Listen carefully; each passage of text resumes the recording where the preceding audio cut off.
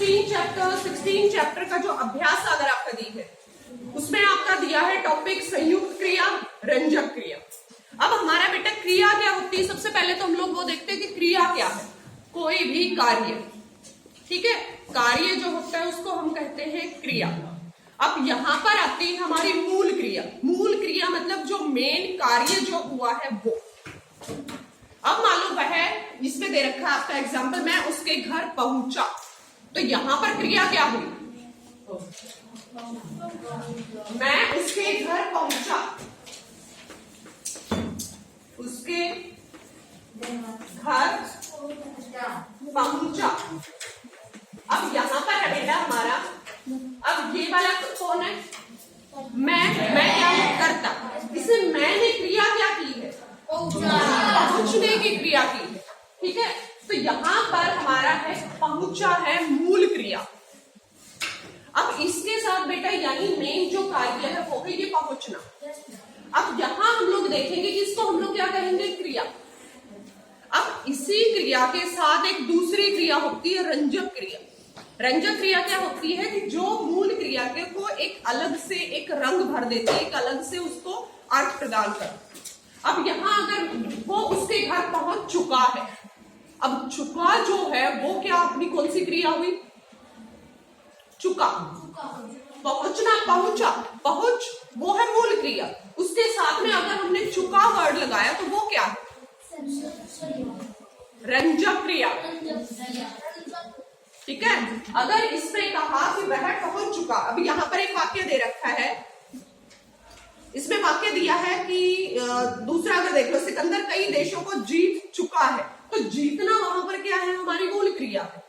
जीत चुका, चुका शब्द यानी वो ऑलरेडी पूरा उसको जीत चुका है, तो वहां पर चुका जो है वो हमारी आती है रंजक क्रिया। और जो आप संयुक्त क्रिया हो रही है कह रहे हो ना बेटा, संयुक्त क्रिया होती है जहां मूल क्रिया और रंजक क्रिया दोनों एक साथ मिलकर कार्य करती है, वो हमारी कहलाती है संयुक्त क्रिया। संयुक्त मतलब इकट्ठा होना, इकट्ठी क्या हुई है, मूल क्रिया और रंजक क्रिया दोनों इकट्ठी होकर जहां कार्य कर रही है वो हमारी संयुक्त क्रिया कहलाती है।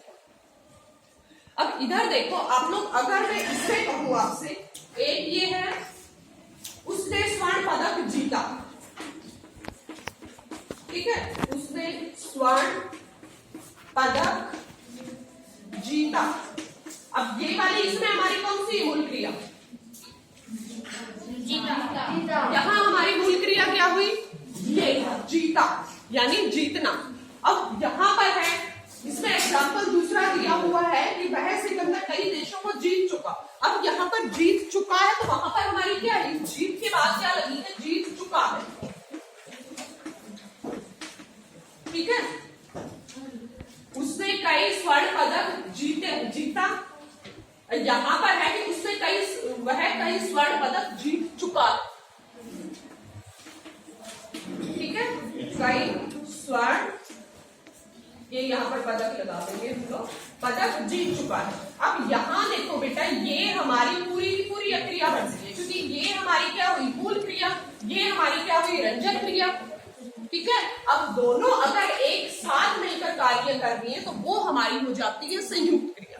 अब इस लाइन में अगर आप लोगों से पूछा जाए कि यहाँ हमारी मूल क्रिया कौन सी है, इस वाले वाक्य में अगर हम लोगों से मूल क्रिया पूछी जाती है तो जीत, जीत जो है वो हमारी है मूल क्रिया, जीतना। यहाँ हमारा चुका, चुका है हमारी रंजक क्रिया। और अगर आप लोगों से ये कहा जाए कि यहाँ हमें संयुक्त क्रिया बतानी है तो संयुक्त क्रिया हमारी क्या होगी, यहाँ दोनों क्रियाएं जब एक साथ मिलकर कार्य करती है तो वो हमारी होती है संयुक्त क्रिया। फिर इसमें आते हैं बेटा, अपना अगला टॉपिक इसमें दे रखा है समुच्चय बोधक अव्यय। समुच्चय बोधक अव्यय क्या होते हैं, जो दो या दो से अधिक पदों को, उपवाक्यों को, यानी जो छोटे छोटे वाक्य हैं उनको एक साथ जोड़ते हैं, जोड़कर एक वाक्य बना देते हैं। जैसे और है, अथवा है, किंतु है, परंतु है, लेकिन है, फिर भी है, ये हमारे क्या शब्द है, समुच्चय बोधक अव्यय कहलाते हैं, ठीक है। कौन से होते हैं,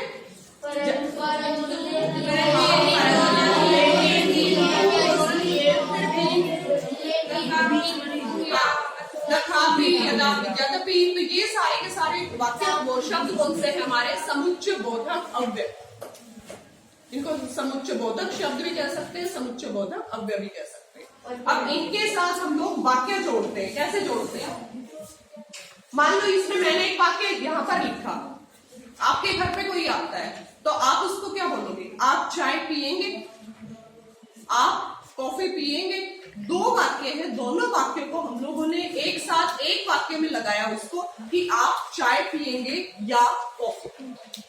वाक्य वही हुआ, लेकिन दो वाक्य जो आपके अलग अलग थे, यानी आप चाय लेंगे, आप कॉफी लेंगे, उनको दोनों वाक्यों को जोड़कर हमने एक वाक्य बनाया है। किसके साथ जोड़ा? और के साथ, या के साथ। हम लोग या के साथ यहाँ पर जोड़ते हैं कि आप चाय लेंगे या कॉफी लेंगे। तो वहां आपका जोड़ा गया शब्द यानी समुच्चय बोधक अव्यय आपका कौन सा हुआ? या। ठीक है। अब इसमें आपके वाक्य दे रखे हैं बेटा, जैसे हमारे पास 3 केले हैं और 3 लड़के। ये आपका दिया कि हमारे पास 3 केले और 3 लड़के, तो ये किसके साथ जोड़ा है? हमारा समुच्चय बोधक अव्यय कौन सा है इधर? और। जोड़ा किसके साथ है? और के साथ। अगर मान लो इसको हम लोग अलग करें तो अलग इसमें क्या होगा? ये एक वाक्य है आपका कि हमारे पास 3 केले हैं, हमारे पास 3 केले हैं। ठीक है, ये आपके इसमें दे रखा है। अब यहाँ पर हमारे पास 3 लड़के हैं। अब इन दोनों को हम लोगों ने किसके साथ जोड़ रखा है? और के साथ जोड़ रखा है। अगर अलग अलग करेंगे तो ये नहीं होगा। हमारे पास 3 बच्चे हैं, लड़के हैं।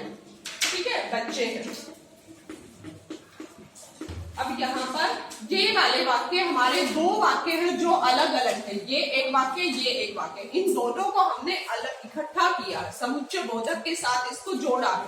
तो ये वाक्य क्या होगा? हमारे पास 3 केले हैं और 3 लड़के हैं। तो उसमें हमने ये वाला लिखने की जरूरत नहीं है कि हमारे पास 3 केले, यहाँ पर यहाँ तक लिखा और उसके बाद बच्चे साथ में ऐड कर दिया और 3 बच्चे।